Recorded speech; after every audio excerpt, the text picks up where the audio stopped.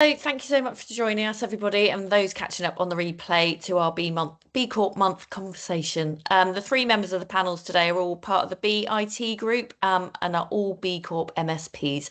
I'm Emma, I'm the marketing manager from IT Naturally. And today we're going to be talking about something that's not always comfortable in our tech world. The fact that while tech enables huge progress, it also has a growing environmental and societal cost. So the premise for today is pretty simple. If tech is part of the problem, it has to be part of the solution. We're not saying we've got all the answers today, but it's more about having an honest conversation about the choices that people are making in their businesses. We're going to be talking about every day and how we can help you try and make those choices. So we've got three people on the panel today. I'm going to ask you to introduce yourselves. Julia, go to you first. Hi, I'm Julie Bishop. I'm the CEO of IT Naturally. We're an MSP based in Cambridgeshire, and we've been a B Corp since 2023. So we're just coming up to renew becoming a B Corp. Thanks, Julie. Ben? Hi, my name is Ben Schneider. I'm the CEO of IT Guys, who are a small MSP based in North London, and we certified in 2024 as a B Corp. Excellent, thank you. My name's Gildas. We run a MSP down in Bristol, which is actually sunny Bristol today, which is great. And yeah, we certified in 2023. So yeah, it's been a B Corp since then. Great, thanks everybody. I'm really looking forward to this chat today. If you have any questions as we go along, please pop them in the chat and I can ask them to our panel as we go. But there will be a little bit of time at the end, hopefully, for you to come online and ask your questions if you want to. So let's get started. This is based on an article that we put together. Ben was really the leader in that. And I'm just going to read out the beginning for you. So the role of technology in our lives is growing fast, and so is its environmental footprint. AI adoption is accelerating, data volumes are exploding, energy-hungry infrastructure is scaling at pace. And while tech enables incredible progress, it also carries a really very real cost, from carbon-intensive manufacturing and shortening hardware refresh cycles to power-hungry data centers and opaque supply chains. As B Corp IT companies, we can't look away from that reality. We know that tech has an impact. The question is, what do we choose to do about it? So Julie, from your perspective, where do you see the biggest disconnect between how businesses think about IT and the reality of its impact? I think because people can't see their IT, they can't see their data, they can't see their applications, they're probably not aware at all of the impact that they have on the environment. And it's a bit like the garage that you've got at home that you throw everything into, that you don't even know what's in there anymore, but you can't throw it out because you don't even know if it's there. You can't use it because you don't know what's there. But the difference between tech and your garage is the stuff in your garage doesn't really matter that much, but everything that you've got in the cloud or on servers anywhere is being stored all the time. It's being backed up all the time. All of that is using power, and that's generating carbon. So every single day that you store stuff or store applications, have things that you don't need, you are producing carbon. So that's my one I feel very, very frustrated about. You can probably turn off 25% of your applications, probably half your data, and you'll never even notice. Thanks for that, Julie. Ben, have you got anything to add on that one?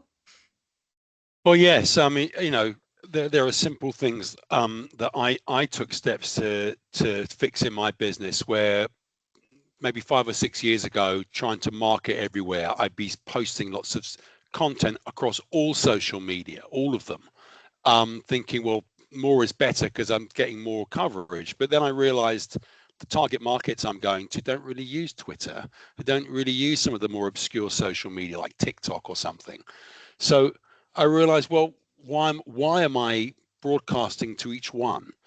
And then I thought about it a bit more. The reality is, when you put a post on TikTok or Twitter or wherever it might be, it's sitting there expending carbon, every single one. So there's a logic. If you're not using or publishing to those examples of social media sites, not only are you wasting your time, you're wasting energy and you're wasting carbon. So there's just a logic to say, where do we need it? If we don't need it, don't do it. And immediately you're reducing your carbon footprint.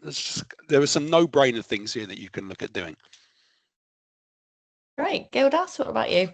Oh God, we had so many initiatives. So we've done a lot of different things to try and clean up the amount of carbon that we use. It's quite difficult to measure. I mean, like so people don't realise that the ICT industry in general is around 1.5 to 3% of all greenhouse gas emissions in the world. So that's the same as coming on to similar to shipping.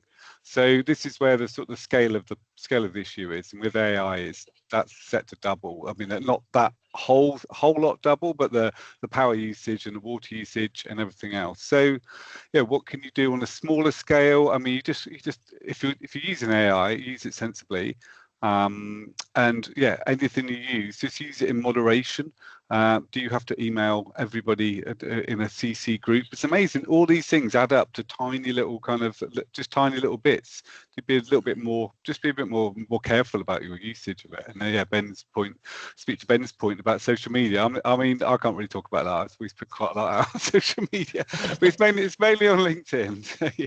Yeah, us too. That's our main. We now just published a LinkedIn, Instagram, because that seems to have some traction, and Google Business. That's it. We don't do anything else, and we used to do everything. But these little the compound effect of these small savings across millions of businesses does add up. It has impact, and I think that's the mindset to have. The individual thing of not sending that email, CCing that email is trivial. But if everybody does that, or more and more people do that, it really has an impact. And I think that's the mindset to take here. Great. We're a paperless business. We set up as a paperless business. We've never had a printer, never printed anything at all. And people really found that difficult. And my team thought I was absolutely mad when I didn't want. So how do we, if we send a laptop out, we've got to put a sheet of paper in, we've got to. But the power of zero, the power of saying we're not doing it at all, is that you don't start that creep of using more and more and more of stuff that you don't need. And 6 years on, we haven't ever needed a printer. We've never needed paper. You don't need it in the current world. You know, nobody signs bits of paper anymore. Paper's they shouldn't. Unnecessary. So yeah, it's that whole power of being really clear about no, we are not going to do something, and really sticking to your guns is really important. Thanks. And all this together really is, you know, what we call sustainable IT, and there are a lot multifaceted things that come under that umbrella. But I don't know if those two words still in a lot of our customers' eyes go together. Have you got any things about what people are sort of surprised about when we do talk about sustainable IT with your customers? Gildas.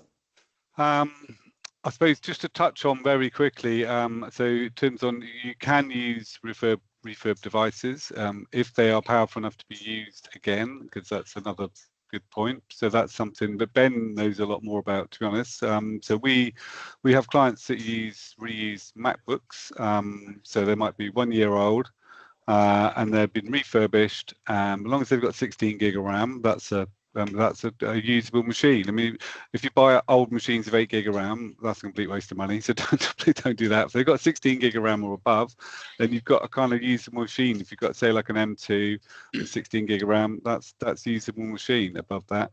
So yeah. So Ben, you do a lot of that. Yeah, I can certainly say lots about that. I mean, the reality is that all technology will fail. All computers will die eventually. The challenge is trying to get as much use out of it as possible, and also identify the use case for that device.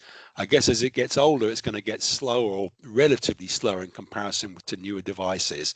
But look in your organization and ask yourself the use case for, say, not the people that are doing 3D graphics and high-powered computing work, but the more everyday kind of average user. They're browsing the internet, sending a few emails, using some documents, and a bit of this and a bit of that. They don't need the newest and the fastest.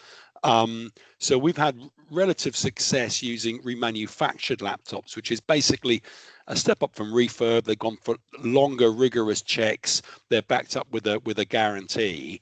They still fail. They still have problems. But what you've done is you've baked in that carbon that was expended in building it, and the water and the precious metals and the pollution and the whole kind of associated supply chain, but you're extending the life. I mean, it's not perfect, but instead of refreshing a device every 3 years, if you can keep it going for 6, you've already reduced the carbon by a third. By it's roughly a third of a ton per CO2. So there's definitely things you can do there to reduce your carbon impact.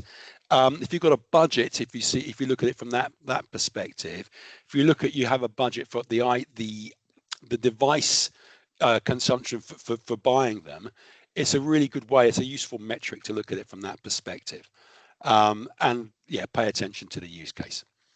And I think, Ben, we talked before, didn't we? It's also about when it has come to end of its useful life for you as a company, it might still have more useful life. And we work with a company called iSex. There are various ones out there, but we've really enjoyed working with them, who will look at the device and look at whether it can be reused by anyone. Can it be reused in an education or a charity sector or something like that? Or what parts of the machine can they take out and reuse? Exactly. Not wipe the disk, chop it into 100 bits and throw it in the bin, which used to be what everyone sort of talked about a couple of years, 10 years ago. Yeah, we do that. We've got a charity that donates them to school children who can't afford a laptop. So that's a good second life use. A lot of them are loaded with Linux. And Linux is the way, because it's got less requirements. Yeah, exactly. Essentially, all they need is a web browser. Yeah, exactly. So that's really important. Sorry, Emma. Great, thank you, guys. So Ben, I know you're very passionate about something, and that's sort of the over-reliance on US tech companies. Do you want to talk a little bit about that? Yes. I'm going to put my stop clock on, though. Yes, I can talk about this just ad nauseum. So, I mean, I don't think any of us on this call, or certainly in the UK, would disagree with us an over-reliance on the United States for a whole variety of things. But let's focus for a moment on technology. The big players, Google, Microsoft, Amazon, Facebook, all of it, and then some of the back-end providers like AWS and all this are all United States. And whether we like them or not, that's a separate point. There's just an over-reliance, and certainly in IT, we talk about single points of failure, and to try and reduce that and kind of create something called redundancy, where you've got your data in multiple places. So if one bit breaks, the whole thing continues.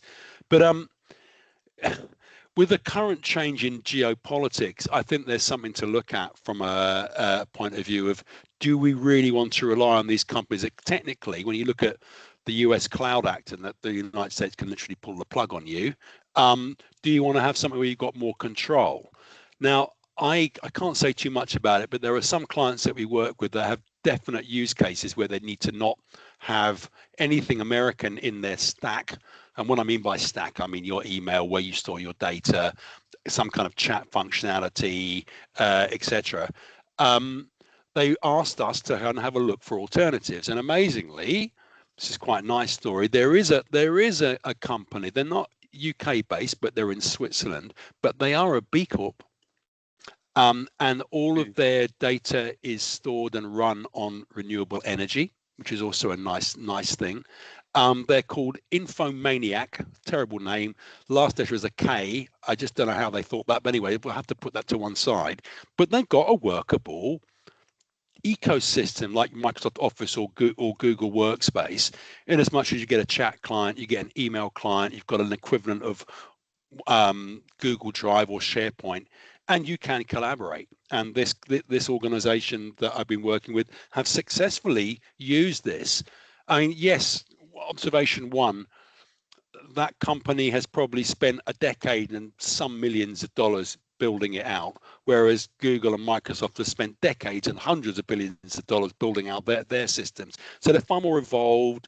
They've probably got a higher level of cybersecurity. Oh, there you go. Thanks, Yolis.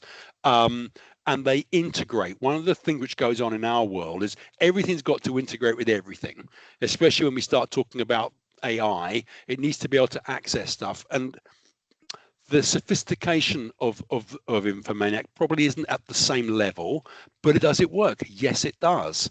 And if you're really serious about reducing your carbon footprint, going to one which is, a better outcome, going to an organization which is A, a B Corp, and B, your data is being stored on servers powered by renewables already is a big plus.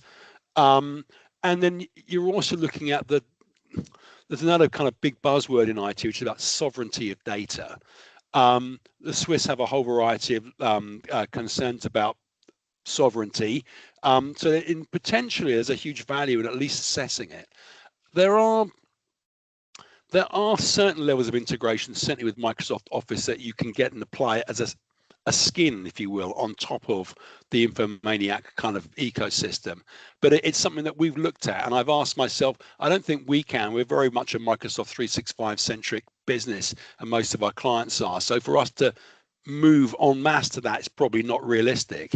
But if you're a smaller organization which is more agile, it's absolutely doable. And it's certainly something to consider for multiple reasons.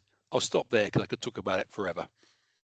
It sounds amazing. It sounds interesting. It sounds like a different platform to be on, as European as well. So yeah, I mean, it might not be there yet in terms of maturity and digital maturity, as you say, but it's something else. I mean, one other company I just want to mention while we're here is for website hosting, we use Christel. I mean, yes, us too. Yeah. Great bunch of people, UK based. So if you it's just like moving slowly and just making sure that that's an easy move. That's not gonna mess up your 365. I think that's it. Yeah, that's the other challenge, Gil, is we get so pulled into these systems and they become more than sticky. They actually become, you can't work without them. Yeah.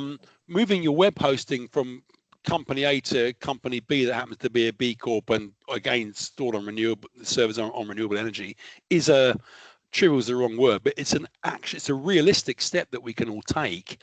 And I think, again, I'm sure everyone on this call would agree with me. We're not looking to create perfect businesses. I'm certainly not. I want to try and, influence and convince my peers, my clients and my prospects to get on the path of sustainability. Having some awareness around these things is a good starting point. And then you can say meaningfully, these are the things I can commit to in this year or 6 months or quarter, and then action them. And you can demonstrate that by putting it on your website, on your socials, or whatever it might be, so that you can track progress, which is kind of what the new, being a B Corp is about. We're here, we're trying to get to here. Okay, well, we didn't get to here, but next year we're going to do this. And it's constant improvement, that compound effect that I was talking about before, because none of us are perfect. And there's also, we are at the behest of the world, and cybersecurity attacks, wars, Microsoft being down, whatever. So we've got to be realistic about what we can achieve.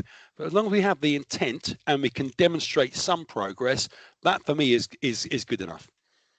And Ben, to build on what you were talking about, American tech, if you went back 20 years, no one would have thought that we could have got rid of Oracle in the way that we have. I mean, I know they still exist. Yes. But tell me the last time somebody saying, oh, we need Oracle for our database. But you go back 20, 30 years, nobody thought there was an alternative. There was an alternative. We needed to pull, we needed to say, we're not going to work with those guys. And then it gradually changed. So it's really exciting. It's really exciting what Informac are doing, and others will hopefully do as well. Yeah, absolutely. And talking of changes, and we probably can't not talk about AI today, because it's obviously what everybody is talking about all times, and we're all learning with it, aren't we? So is there a fine line between how helpful it is to how wasteful it is? Gildas actually shared a LinkedIn post with me recently, and somebody had actually asked Claude what to have for lunch. And I know you were quite passionate about that, Gildas, about an overuse. But I mean, what is the line? It's very difficult for people to know. Like, how do we keep up without falling behind, but without being wasteful at the same time? Oh, totally. I mean, I think that I don't think purpose-driven businesses shouldn't stay away from AI, because it's going to amplify their effect. So I don't feel like I don't think it's a bad thing for purpose-driven businesses, because it will drive them forwards, and which will influence other people. So I don't want to see purpose-driven businesses fall behind. But also, I mean, are we outsourcing our whole brain to AI? I mean, it's kind of like that's a really good point. There's certain things they're really good at. I mean, if you give it a set of data and it will pull that apart, and you've got to double check it, but it's very good at, and it's very good at plugging in via API to different platforms. But yeah, do we need to ask it what we're having for lunch? Do we need to just put everything through it? Because I don't see that as a good use of it. Bless you, Julie. Sorry. So yeah, that's fine. So yes, and so I just think it's just to have it be a bit more purposeful, and also just be a bit clever with your prompt. So get your prompt in once. Don't keep reiterating. Don't go, I want this. Oh no, I meant that. I want this. I want that. I mean, imagine you're instructing a junior employee in what to do, and they're not so junior anymore, to be honest. But just give them a full brief about what you want. Have a good think about what you actually want the outcome to look like before you get to that prompt, rather than iterate prompting, because obviously multiple prompts will use more energy. So yeah, it's just using it in a considerate way. Imagine it's an employee. You wouldn't go, oh, can you just do that? Oh no, not that. No, that. You wouldn't say that to an employee, would you? Because it would just drive them up the wall, and they'd probably leave the company in about a day. But it's that kind of, it's good. So if you used it in a way that would be someone in the chat. Interesting one, Ashley. Yeah. Asking Claude what to have for lunch might actually use less emissions and hitting 3 or 4 web pages on Google. The inference cost is a lot less than many think. The damage is done in the learning, but we cannot control that. For clarity, Ashley runs a digital sustainability consultancy which builds sustainable tools for businesses and websites for B Corps. Okay, thank you, Ashley. Interesting.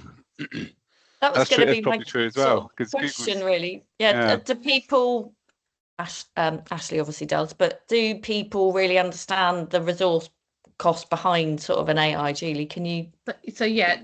So I think the answer to that is we on this call might, but outside of that, a lot of people don't. I have a younger member of my wider family who's developing AI generated background music for rappers. It's not a world I know a lot about, but I've been learning a lot about it through him. And he was also building AI generated videos. And when I went through it with him, he had absolutely no concept of the carbon that was being generated. It wasn't that he's a bad person in any shape or form. It's that he didn't know. He hadn't even considered it. And then I spent a lot of time talking to him about, well, how can he look at how reducing? He's a very, very bright lad. So now that he knows about it, he's going to go off. He's going to find out more about it. Not necessarily kill the business that he's got, but look at how he can do it using a lot less energy than he was using before, and work out where he's generating this. But yeah, asking Claude what you have for lunch, you could just ask the person sitting next to you, or you could, but actually building videos through AI, that is really generating a lot of carbon, and not a good idea. And he was generating about 100 3-minute videos a month. So this is quite a bit, and they weren't even necessarily going to all be sold. So yeah, it's looking at what do we need to do, but also how can we help people understand the impact of it? Because I say for him, it wasn't that there's anything wrong. He just had no knowledge. He was not aware of the impact of AI, and I worry that sometimes we end up being a bit of an echo chamber, and we all tell each other the same things, but it's actually the people that don't know that we need to be able to reach. So can we measure that in the same way as we measure other things in our business? Is there a way of doing that? Anybody?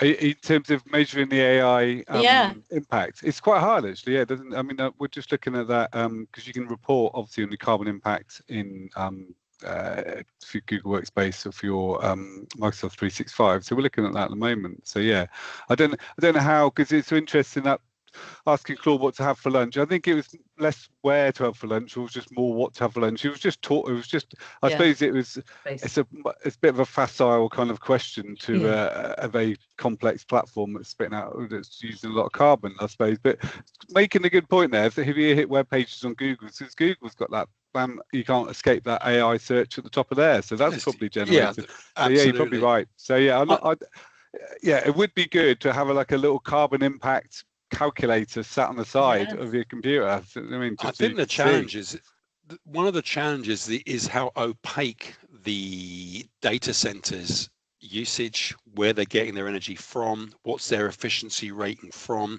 the devices, the servers that are powering them, how energy efficient they are. If you really want to extrapolate and work out how much your AI prompt is expending, you need a lot more information. You can start to generalize. But I want to take a step back. I think one of the challenges is everyone in the world is at a different place on their AI journey. I know it's a terrible concept, but my point is, for some people, Claude or ChatGPT, it's super Google. It's not that I can ask it what I want to have for lunch. You can ask anything. At this point, I just think I think human beings are wired to find shortcuts and ways to be lazy. And something like an AI, especially if you just believe everything that it says, is a fantastic example of that. You can build it out. I've got an itinerary. I want to go to here, to here, to here. I want to have a holiday for a lifetime. I want to build whatever it might be, a custom car, whatever it might. I'm just thinking off the top of my head. Yep. You can have it go and do the research for you. You can believe it if you want. But all of a sudden, you can be super lazy. You can be super efficient with your time because you've outsourced that question to something else, which is doing it in its sleep, in your sleep potentially. But you're not taking account of and this is the word I wanted to bring up, that they're using economics, the externality of using AI and its consequence, because it's hidden. You can't see it. You're just assuming you press the button, you get your answer. You're not looking at the back end of how much carbon from that particular data center in Arizona or wherever it might be. So you've got to look at it holistically. And I don't think, can't expect every Tom, Dick and Harry to do that. But I spend some of my time thinking about that and going, gosh, isn't that hard to calculate? And I think that's a challenge. And maybe, Ben, it needs to become like that thing that kills the desire to eat a cake when you go into a restaurant and it says, that will be 635 calories for your piece of carrot cake. Oh, you want to put a rating for that prompt? Wow. I'm not so sure about eating the carrot cake that I thought was quite nice before I saw that. And it's not, obviously, it's not exactly 635 calories for my piece. And I don't even know how much carrot cake is, but it's probably quite high. That's a good slice. But I'm very greedy. But it doesn't necessarily, Ben, need to be 100% accurate. If it was just saying, actually, this one, but if you did that, it would be half as much energy, or if you did that, it would be twice as much energy. It just to give us a little bit of guidance to help us, because we're never going to be able to make the right decisions without any support. And guidance. The IT that does it must be able to tell us. I think would be a great idea, because in the old days you used to have your small business server sat in the back office that used to make a whole lot of noise in a rack, or whatever server you had at that point in time. Yeah, exactly. I think you should have the equivalent, like a sort of little box that makes a noise in the corner, and it gets louder and louder the more you do. Oh, the fan whirs, it gets hotter. The more compute you're using, yeah. So yeah, that might give you a heads up what's going on. All great ideas. I want you all to be working on these now to campaign the people that need to make it happen. So we are going to finish up. We want to give people back some time in their day and in their lunch hour. So just to kind of finish up, what's one thing that businesses can realistically start doing? We've covered kind of lots of different things. It could be something different, or we could go back and kind of remind people. So what's the one thing that people could start doing in their businesses over the next 3 to 6 months, for example, to reduce their IT footprint? Julie? I think the first thing to do is to measure it, because you can't reduce it if you don't know where the energy is going. So start off by looking at a carbon calculator and start understanding where your carbon's being used.